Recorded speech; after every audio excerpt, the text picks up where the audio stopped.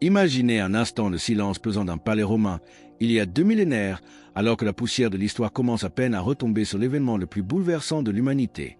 Un homme, dont le nom résonne encore dans chaque église du monde, tient une plume tremblante au-dessus d'un parchemin. Ce n'est pas un saint, ni un apôtre, mais Ponce Pilate lui-même. Il vient de rendre le verdict le plus controversé de toute l'histoire, mais dans le secret de ses appartements, il éprouve le besoin de décrire l'indescriptible. Saviez-vous qu'il existerait un document ancien, une lettre écrite de sa propre main, qui décrirait avec une précision troublante le visage de celui qui l'a livré à la croix? Cette révélation que vous vous apprêtez à découvrir pourrait changer à jamais votre perception du Sauveur. Il ne s'agit pas ici d'une simple icône figée, mais d'un portrait vivant, d'un resoconto détaillé que l'Église aurait gardé dans l'ombre pendant des siècles, peut-être par crainte de ce qu'il pourrait révéler au monde. Pourquoi le Vatican a-t-il toujours évité d'en parler ouvertement? Quels détails Pilate a-t-il notés qui pourraient enfin dévoiler le vrai visage de Jésus, loin des représentations artistiques auxquelles nous sommes habitués? Comme petit merci de nous rejoindre aujourd'hui, nous offrons un moment de bénédiction partagée. Commentez avec le mot foi, si vous êtes ouvert à recevoir une pensée finale spéciale dédiée à tous ceux qui participent. Et s'il vous plaît, appuyez sur « J'aime » si vous appréciez ces moments. Restez bien avec nous, car au fur et à mesure que notre histoire se déroule, nous découvrirons une perspective sur le visage de notre Sauveur qui pourrait vraiment vous surprendre. Cette quête de vérité nous ramène à une époque de tension extrême en Judée, où un simple homme de Nazareth, déclaré fils de Dieu par ses disciples, se tenait devant la puissance de Rome. Nous nous sommes souvent demandé quel était son véritable aspect. Les artistes de la Renaissance nous ont légué une image de noblesse aux traits fins et à la peau claire, mais est-ce là la réalité historique? L'apôtre Paul nous rappelle dans sa 2e lettre aux Corinthiens 4:6, « Car Dieu, qui a dit « La lumière brillera du sein des ténèbres », a fait briller la lumière dans nos cœurs pour faire resplendir la connaissance de la gloire de Dieu sur la face de Christ. » Cette lumière, Pilate prétend l'avoir vue de ses propres yeux, d'une manière si intense qu'il a ressenti le besoin d'en témoigner auprès de l'empereur Tibère. Ce fonctionnaire romain, habitué à la rudesse militaire et aux intrigues politiques, a été captivé par des détails qu'aucun autre témoin n'avait osé consigner. Ce que Pilate décrit dans ses écrits officiels est si précis que cela semble presque peindre un portrait sous nos yeux, avec des nuances qui pourraient bousculer des siècles de tradition visuelle. Mais qu'est-ce qui, dans ce regard, a pu faire vaciller l'autorité d'un gouverneur de Rome? Nous touchons ici à un mystère qui dépasse la simple apparence physique pour atteindre les profondeurs de l'âme humaine et divine. Mais avant d'entrer dans les détails précis de cette description, nous devons comprendre l'état d'esprit de l'homme qui l'a rédigé et les circonstances étranges qui ont entouré la création de ce document unique. La nuit était particulièrement dense sur Jérusalem après ce jour fatidique.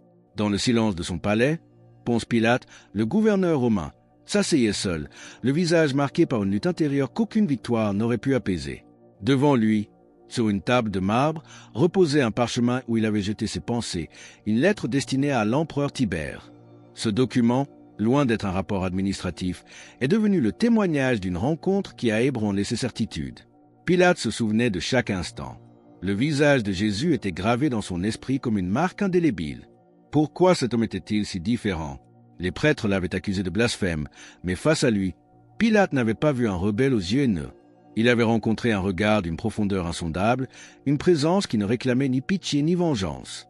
Le trouble de Pilate était d'autant plus grand que sa propre épouse, Claudia Procula, l'avait averti dès l'aube. Elle avait partagé avec lui l'angoisse d'un songe mystérieux, le suppliant de ne pas se mêler du destin de ce juste. Ce moment nous rappelle les paroles de l'Évangile selon Matthieu 27:19, « Qu'il n'y ait rien entre toi et ce juste, car aujourd'hui j'ai beaucoup souffert en songe à cause de lui. » Pourtant, malgré cet avertissement, Pilate avait cédé à la clameur de la foule. Et maintenant, il tentait de décrire l'indescriptible pour son empereur. Dans sa lettre, Pilate dépeint un homme d'une beauté extraordinaire. Il évoque des yeux brillants d'une lumière intérieure, comme s'il perçait les voiles de l'âme. Sa peau avait la couleur chaude du grain mûr et son port était celui d'un roi. Un détail l'avait frappé. Ses cheveux. Ils étaient longs, avec des reflets cuivrés sous la lumière du soleil, tombant avec douceur sur ses épaules. Sa barbe, soigneusement entretenue, donnait à son visage une expression de sagesse infinie. Mais au-delà du physique, c'était cette sérénité surnaturelle qui effrayait le gouverneur. Comment un condamné pouvait-il dégager une telle paix au moment de sa sentence? Cette description nous offre un portrait différent des représentations habituelles. Pilate a vu quelque chose que l'histoire a tenté de codifier, mais que seul le cœur peut saisir. Cependant, un mystère plus sombre commence à émerger. Pourquoi ce témoignage a-t-il été écarté des annales officielles? La réponse se trouve peut-être dans les événements étranges qui ont suivi, des phénomènes qui ont poussé Pilate à se demander s'il n'avait pas condamné bien plus qu'un simple homme. Mais quel secret cette lettre cache-t-elle encore? Cette lettre de Pilate est un mystère qui traverse les siècles, un fragment d'histoire caché entre la poussière et les secrets. Certains disent qu'il s'agit d'une simple légende, d'autres soutiennent qu'elle a été gardée jalousement par l'Église, craignant ses implications. Mais une chose est certaine, trop d'indices pointent vers son existence pour qu'elle soit ignorée. Où se trouve ce document aujourd'hui? A-t-il été détruit ou est-il caché dans quelque archive secrète, loin des regards du monde? Selon certaines sources anciennes, la lettre fut effectivement envoyée à l'empereur Tibère. On raconte qu'après la mort de Jésus, la renommée du Nazaréen s'était répandue bien au-delà de la Judée, arrivant jusqu'à Rome. Tibère, intrigué par les rumeurs sur cet homme qui accomplissait des miracles, aurait demandé un compte-rendu détaillé à Pilate. C'est ici que le mystère s'épaissit.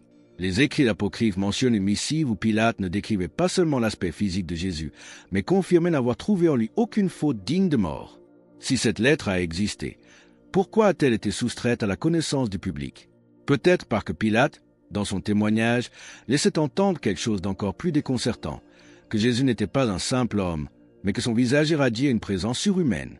Certains manuscrits médiévaux parlent d'une copie retrouvée par des moines qui, impressionnés, la lisaient en secret. Il était différent de tous les autres, sa présence inspirait le respect, en même temps, une paix inexplicable. Le détail le plus saisissant est celui-ci. Pilate affirmait avoir fait un songe après avoir condamné Jésus, un rêve qui le tourmenta jusqu'à la fin de ses jours.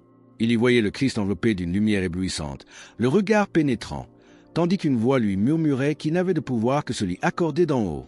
Cette vision nous ramène aux paroles de Jésus dans l'Évangile selon Jean, 19h11. Jésus répondit, « Tu n'aurais sur moi aucun pouvoir s'il ne t'avait été donné d'en haut. » Si Pilate a décrit Jésus de manière si détaillée, cela signifie que l'aspect réel du Sauveur était peut-être très différent de ce que nous connaissons aujourd'hui. Ce n'est pas seulement une question historique, c'est un mystère profond qui touche à la foi elle-même. Mais qu'est-ce qui a été réellement caché au cours des siècles? Le destin final de cette lettre nous mène vers des révélations encore plus troublantes sur la manière dont l'image du Christ a été délibérément modifiée au fil du temps. Souhaitez-vous que je poursuive avec le chapitre suivant pour découvrir pourquoi sa véritable image a été transformée? Il existe une interrogation que peut se poser ouvertement. Pourquoi l'image de Jésus a-t-elle été modifiée au fil des siècles si la lettre de Pilate contient une description authentique de son visage? Pourquoi cette vision a-t-elle été remplacée par une version plus idéalisée? Pour répondre à cela, nous devons remonter au 1er siècle du christianisme. Après la mort et la résurrection du Christ, ses disciples ont diffusé sa parole, mais ils ne possédaient ni peinture ni statue de leur maître. La foi se fondait alors sur le message, non sur l'image. Ce n'est qu'avec l'édit de Constantin que les premières représentations sont apparues, mais elles étaient bien différentes de celles d'aujourd'hui. Dans certaines catacombes, les peintures montrent un homme aux traits moyen-orientaux, les cheveux courts et la barbe soignée. On est loin du visage allongé et de la peau claire que nous connaissons. Le changement majeur s'est opéré vers le VIe siècle, durant l'époque byzantine, où s'est développée une iconographie plus uniforme, rappelant les idéaux esthétiques de l'Europe de l'époque. Pourquoi avoir préféré représenter Jésus différemment de sa réalité historique? Certains pensent que c'était pour rendre son image plus familière aux peuples occidentaux, tandis que d'autres suggèrent une transformation délibérée pour modifier la perception même de son message. Si ce message résonne profondément en vous et que vous vous sentez poussé à affirmer votre foi en cet instant, partagez Amen dans les commentaires ci-dessous. Il est fascinant de constater que certaines des plus anciennes reliques semblent confirmer les descriptions trouvées dans les écrits attribués à Pilate. Le linceul de Turin ou le voile de Manopello montre un visage très marqué, un regard profond et des signes de souffrance qui divergent de l'art réitéré des siècles suivants. L'apôtre Jean nous dit « Personne n'a jamais vu Dieu, le Fils unique, qui est dans le sein du Père, est celui qui l'a fait connaître. » Jean 1h18. Si le Christ est venu pour nous faire connaître le Père, son image terrestre porte en elle un mystère que l'on a peut-être tenté de simplifier ou de polir pour des raisons culturelles. Pourquoi tant de documents décrivant Jésus de manière plus réaliste ont-ils été censurés ou oubliés? Que cherchait-on à protéger ou à cacher? La vérité sur son apparence physique pourrait-elle nous conduire à une compréhension plus brute et plus puissante de son humanité et de sa divinité entremêlée? Alors que nous suivons les traces de ce document perdu, nous devons nous demander si le véritable héritage de Pilate ne repose pas dans un lieu que peu ont le droit d'explorer. Êtes-vous prêt à découvrir où cette lettre pourrait être conservée aujourd'hui? Si la lettre de Pilate a réellement existé, où pourrait-elle bien se trouver à l'heure actuelle? Est-il possible qu'elle soit encore dissimulée dans un recoin oublié de l'histoire, ou a-t-elle été anéantie pour toujours? Pour répondre à cette question, nous devons suivre les traces ténues laissées au cours des siècles par ceux qui ont prétendu l'avoir aperçue. Certains chercheurs sont convaincus qu'une copie de cette lettre était précieusement gardée dans les premières archives de l'Église à Rome, considérée comme un témoignage direct et crucial de l'homme qui a fait face au Christ au moment le plus sombre de sa vie terrestre. Pourtant, le document disparaît soudainement des chroniques officielles. Pourquoi un tel silence? Les hypothèses abondent. Certains pensent que l'institution a choisi de supprimer certains détails pour garder le contrôle total sur le récit officiel du christianisme, craignant que des éléments ne soulèvent trop de questions parmi les fidèles. D'autres croient fermement que la lettre a fini par rejoindre les vastes archives secrètes du Vatican, protégées parmi les documents les plus anciens et les plus fragiles de l'histoire chrétienne. Il se murmure aussi qu'une version de ce texte serait liée à l'épître de Lentulu, un document médiéval décrivant Jésus avec une précision frappante. Un visage irradiant la sagesse, des yeux couleur du ciel serein et des cheveux à l'éclat de l'or ancien. S'agit-il d'un faux ou d'une tentative désespérée de préserver une vérité plus ancienne? Nous devons nous souvenir des paroles de l'Évangile selon Luc, 8h17. Car il n'est rien de caché qui ne doive être découvert, rien de secret qui ne doive être connu et mis au jour. Cette promesse biblique résonne avec force lorsque l'on considère les découvertes archéologiques récentes, comme cette pierre trouvée à Césarée en 1961 portant le nom de Ponce Pilate, prouvant enfin son existence historique. Si les traces physiques de Pilate ont refait surface, qu'en est-il de ses écrits? Peut-être que la lettre n'est pas perdue, mais qu'elle attend simplement son heure dans un lieu que personne n'a encore osé explorer. La vérité sur l'apparence du Sauveur pourrait être bien plus proche que nous ne l'imaginons, cachée sous des millénaires de secrets. Mais si ce document venait à être révélé aujourd'hui, seriez-vous prêt à voir le Christ tel qu'il était vraiment, loin des portraits familiers? Le sens profond de cette disparition et l'impact d'une telle révélation sur notre monde moderne sont au cœur de ce qui nous attend. Car au-delà du papier et de l'encre, c'est l'essence même de notre foi qui pourrait être transformée par ce que nous allons découvrir dans la suite de notre voyage. Que se passerait-il si la lettre de Pilate était rendue publique aujourd'hui? Pourquoi un document si ancien pourrait-il encore avoir un impact sismique sur notre monde moderne? La réponse réside dans son contenu potentiel. Si Pilate a décrit Jésus avec des détails qui ne coïncident pas avec l'imagerie diffusée depuis des siècles, cela signifierait que notre perception du Christ a été délibérément modelée par le temps et les institutions. Mais il ne s'agit pas seulement d'esthétique. La véritable question est de savoir si, en changeant son image, on a aussi altéré la perception de son message originel. De nombreux chercheurs pensent que les premières communautés chrétiennes avaient une compréhension bien plus brute de l'autorité spirituelle de Jésus. Sa figure était celle d'un être capable d'inspirer une révolution de la pensée, avec une connexion profonde aux forces divines. Certains textes médiévaux rapportent que dans sa lettre à Tibère, Pilate affirmait avoir été témoin d'événements inexplicables. Au moment de la mort du Nazaréen, le ciel s'est obscurci et la terre a tremblé. Pilate lui-même aurait vu que cet homme n'était pas commun. Si même un juge romain a reconnu ce signe surnaturel, pourquoi ces détails ont-ils été mis de côté? Pour rejoindre notre communauté et ne manquer aucune histoire inspirante, pensez à cliquer sur « J'aime » et à vous abonner. Il existe une possibilité troublante. Peut-être que la véritable image de Jésus a été occultée parce qu'elle conservait un mystère trop grand, une connaissance spirituelle que le monde n'était pas prêt à embrasser totalement. Nous pouvons méditer sur les paroles de l'Évangile selon Jean, 14h09.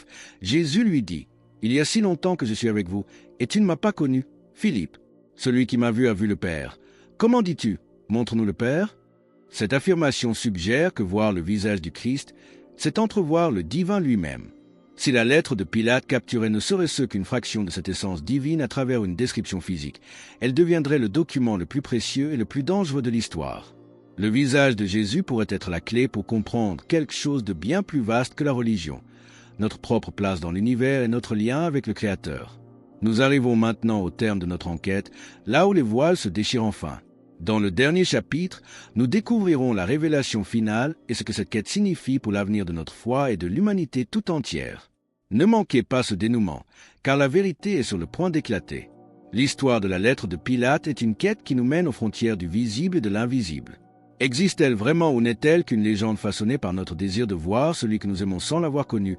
Tout au long de ce voyage, nous avons découvert que la description du visage de Jésus a pu être altérée au fil des siècles, peut-être pour des raisons culturelles, politiques ou théologiques.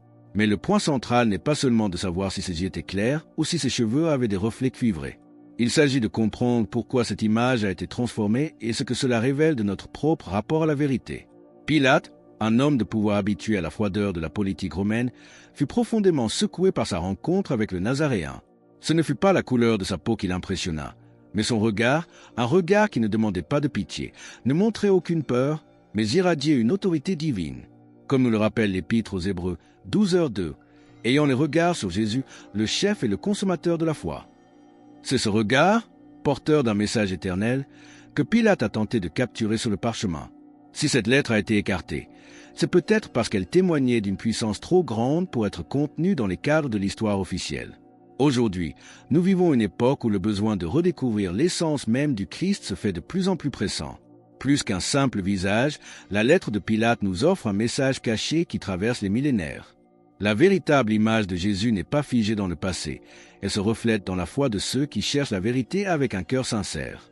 Nous espérons que ce voyage à travers les écrits oubliés a éclairé votre propre parcours spirituel et vous a rapproché de la lumière du Sauveur. Alors que nous concluons sur ce mystère fascinant de la lettre de Pilate, nous vous invitons à déclarer votre foi. Commentez Jésus est roi ci-dessous pour affirmer cette vérité avec nous. Et votre parcours ne doit pas s'arrêter ici. Cliquez sur la vidéo qui apparaît maintenant sur votre écran pour un autre message puissant que nous avons préparé pour vous.